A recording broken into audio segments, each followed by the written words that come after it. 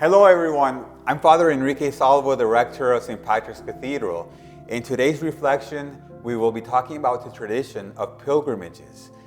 This is a time of the year in the summer in which so many people are talking about their vacations and people are going to beaches and parks and cities around the world, and even what we now call a staycation. Some people decide just to take some leisurely time at home, and that's great and super encourageable. As a matter of fact, God himself on the seventh day rested. Jesus would take rests, and it's something that is part of our knowledge that we need to take time out to rest. And sometimes the most beautiful memories we have with our families and friends are on vacation. But we can never forget about the importance of taking our religious pilgrimage, which is going to a place that is holy, a place in which Jesus walked, as in the Holy Land, or Mary appeared in all the Marian shrines, or so many beautiful places around the world in which the saints have walked, and to come there as a place of grace. Pilgrimages is not something that we are required to do as Catholics. For example, Muslims are required to go at least once in their lifetime to Mecca. In the time of Jesus, Jewish were required to go to the temple every so often for the major feasts. We're not required per se to go on a pilgrimage, but always it's been in our tradition and something that has been encouraged from the very beginning. In the early centuries of the church, the early Christians would go to the places where Jesus walked, like where he was crucified, where he resurrected, Bethlehem, where he was born. We know now and have always known where these places are exactly because of the pilgrims that would go there initially, and then tradition started and then churches were built around them. We also have traditions like El Camino de Santiago de Compostela, the way of St. James in Spain, where from the Middle Ages people would walk miles and miles for months to get to this place where the Apostle St. James lived and is buried.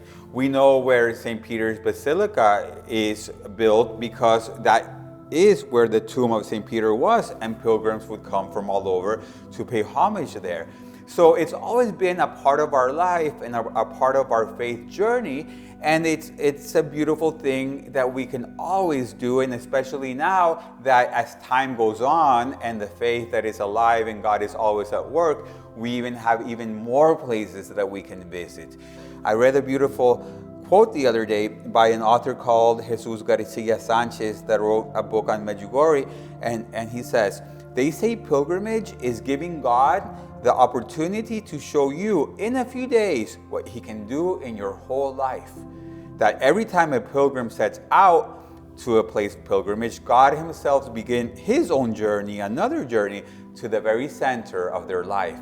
It's a beautiful reminder that we go and on pilgrimage, and it's beyond just seeing these beautiful places and being in these places that are powerhouses of grace.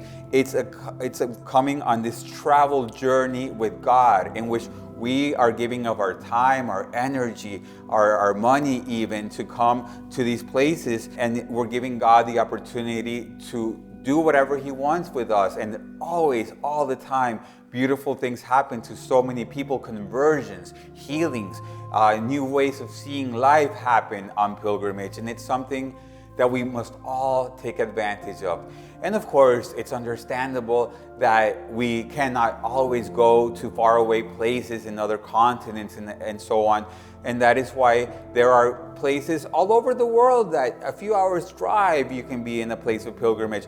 You can come to the cathedral, St. Patrick's Cathedral, or your local cathedral, and it can be a place of pilgrimage. And even if we can't travel, there now, thanks to technology, we can go on YouTube and take tours of the Holy Land and learn about the holy places, and that in itself is a type of pilgrimage.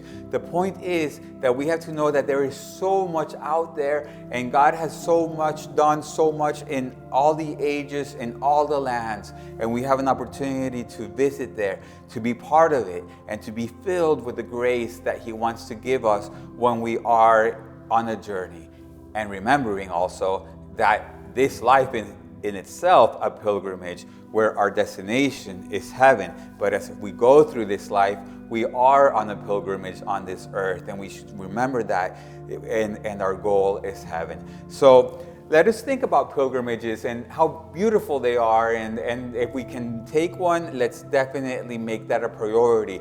Much more than going on any secular vacation, for more important that they can also be, let's go to the holy places that God has made holy so that we can share in that grace ourselves. God bless you.